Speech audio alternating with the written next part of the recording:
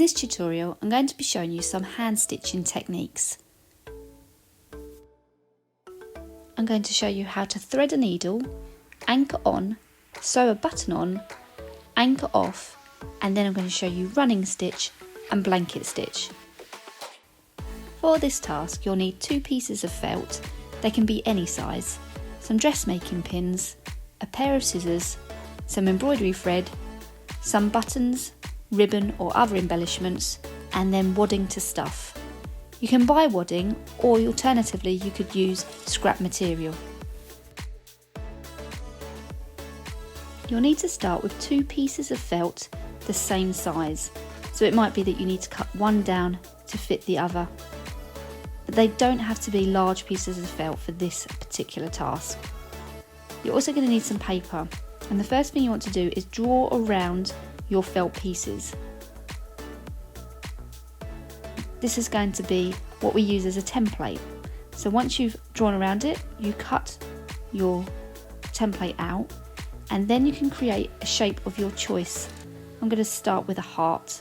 Now it's really important with fabric and any textile products to try and make use of all of the space you've got on your fabric. Otherwise you're wasting fabric unnecessarily. So you can see this heart fills the space of the felt that I have. Once you've done that, you need to take a dressmaking pin, and very carefully you're going to attach the paper template to both pieces of felt. To do this, you need to stick the pin through all 3 layers and back out on the same side, so that the head of the pin and the point of the pin are both showing at the front, and this secures the paper perfectly. Once you've done that, you can just cut around your paper template. By doing it this way and cutting them both at the same time, you're making sure that both pieces are exactly the same.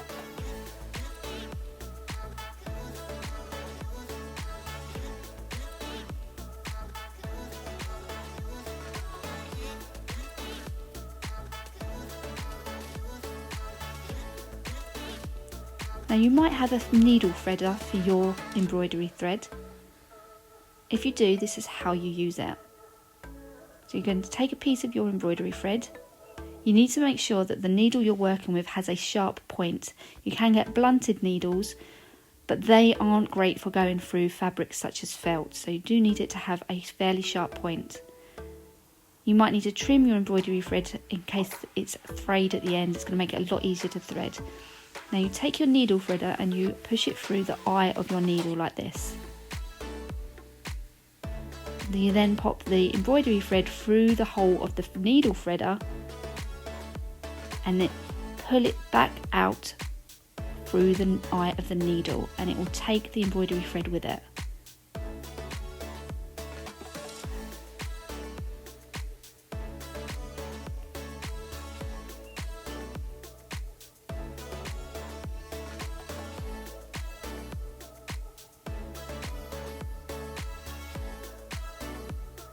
What you don't want to do is knot your thread onto the needle, because this creates a bigger hole when you're sewing through the fabric. So as tempting as it is to do it, try not to. If you haven't got a needle threader and you're struggling to thread your needle, there's another way you can do it. So here I'm taking a piece of just standard cotton thread. I've got the 2 end pieces which I am then threading through the needle. Because this is thinner cotton, it's easier to get through the needle than the embroidery thread.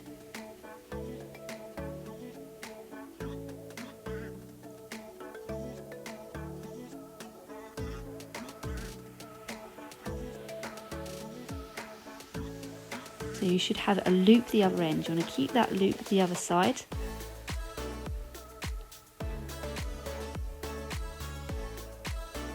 And exactly the same as with the needle threader, you pop the embroidery thread through that loop and then pull the cotton thread through so that it drags the embroidery thread through with it. So that's one way of making your own homemade needle threader. It's important not to cut a length of thread that's too long. can easily get tangled up when you're sewing. You're then going to create a knot at the end of your thread.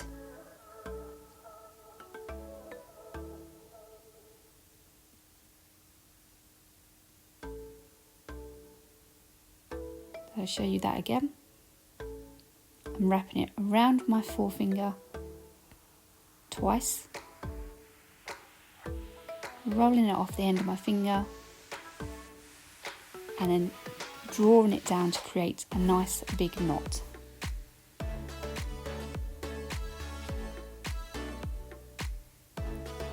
Now we do that so that when we're sewing and we pull the thread through, it doesn't come all the way out again, it's to secure it. Now there's another way of doing this, and it's called anchoring on. So this is the back of my fabric. So starting at the back of your fabric, you want to put your needle in and out just a few of the fibres of the felt. So it's not gone all the way through to the other side of the heart, it's still on the back. And then at this point, you could almost look at this like tying a shoelace. So you take two ends of your threads and you knot them together. Or you can go back on yourself, repeating the process, create a loop, and then put the needle through the loop to create a knot that way. So now that thread is anchored on to the fabric.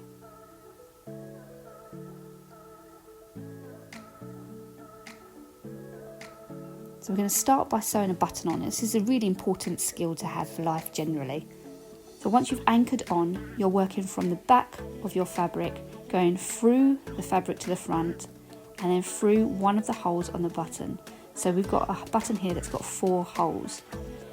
So you're going to start with one, bringing the needle up and through the hole, and then this thread is going to go in the opposite direction.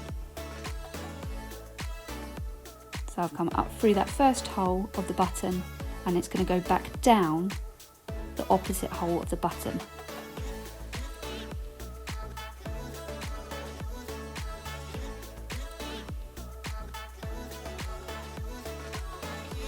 And you can do that a couple of times so that it's secured.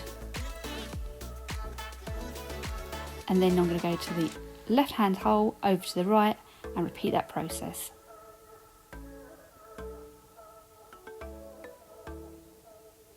And now I'm back on the back of my fabric, so I've gone back through the button and through to the back of the fabric, and now I'm going to anchor off. So exactly the same way that you anchored on, I'm putting the needle through a few of the fibres of the felt,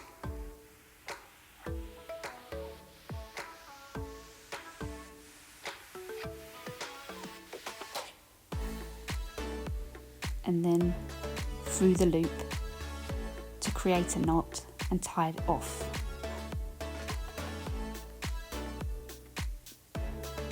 And once you've done that, you should just trim the thread quite short, and that button should stay on there.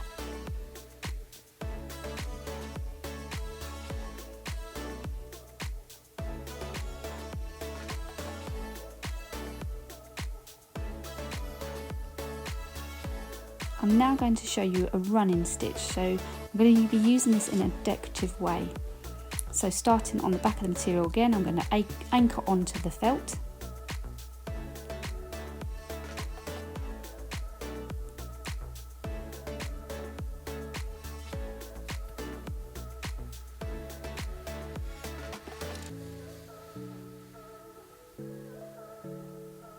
And I've started at the point that I want to start sewing, so I'm not anchoring on in the middle of the fabric because I'm not going to start my stitches there. I'm starting at the edge because that's where I'm going to start my stitches.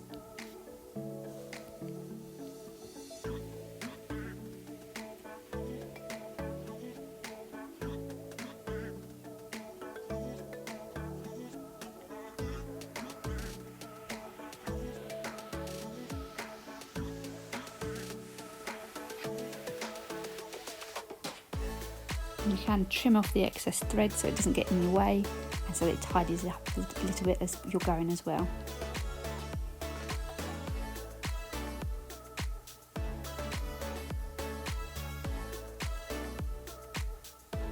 So with the running stitch, you're coming from the back of the material through to the front,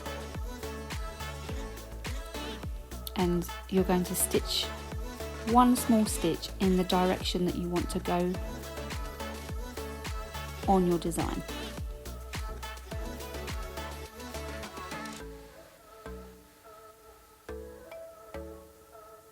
So don't go back around yourself, you're going up and through each time, so up and down through the fabric each time.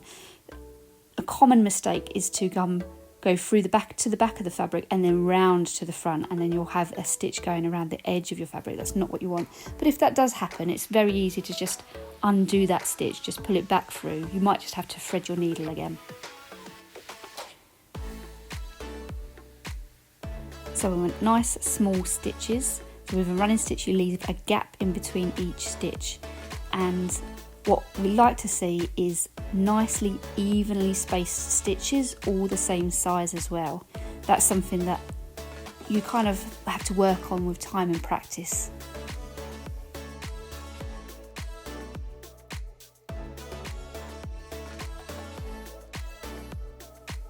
Now I've used red thread here on red fabric, but it's also nice to have contrasting on different colours, especially if you're doing a decorative stitch like this one.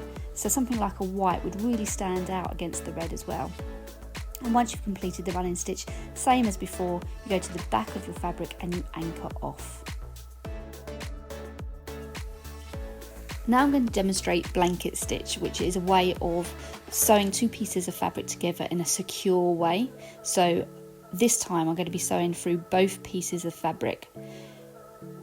Now when you're stuffing an item, so you want it to be quite 3D, it's important to remember to leave yourself a gap and not to stitch all the way around, because otherwise you won't be able to put the stuffing in.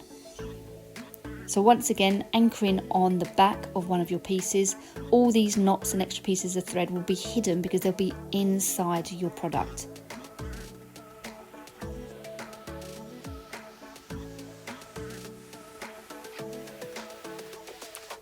So coming through the top piece of your product,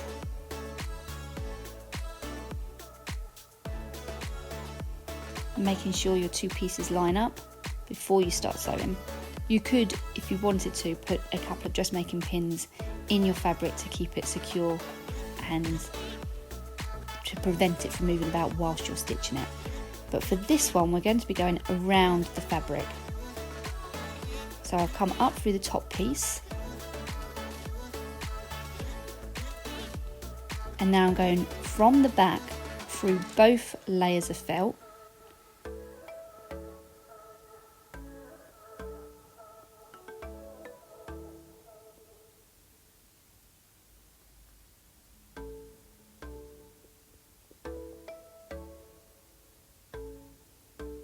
so this has created a stitch going around the fabric.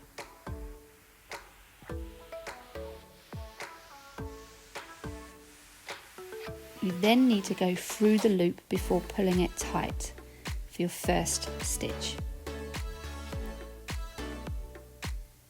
And so moving ahead one stitch, a bit like with a running stitch, same sort of space, going back from the back of the fabric through both pieces of fabric, pull it through, leaving a loop, and then pop the needle through the back of the loop to the front again, and then pull it tight.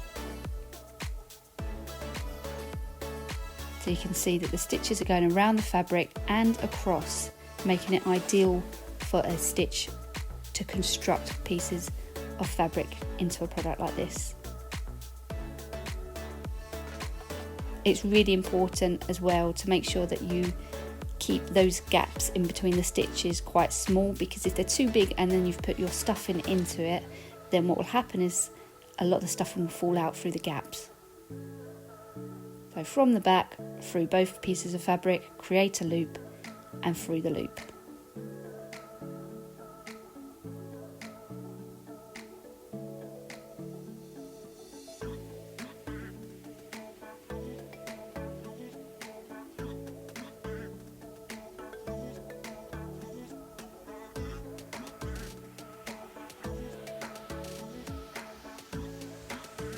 So you're going to do this all the way around, but leaving yourself a gap so that you can actually stuff your product.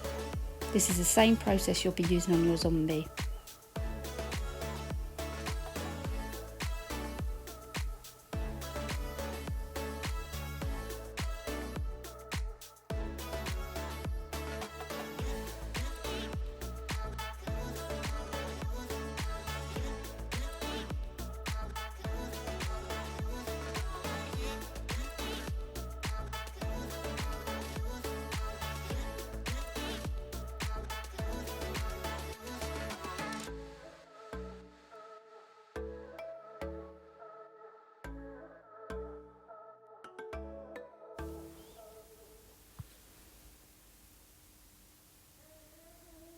If you've made an item like this, you could think about adding a piece of ribbon so that it makes it a hanging decoration.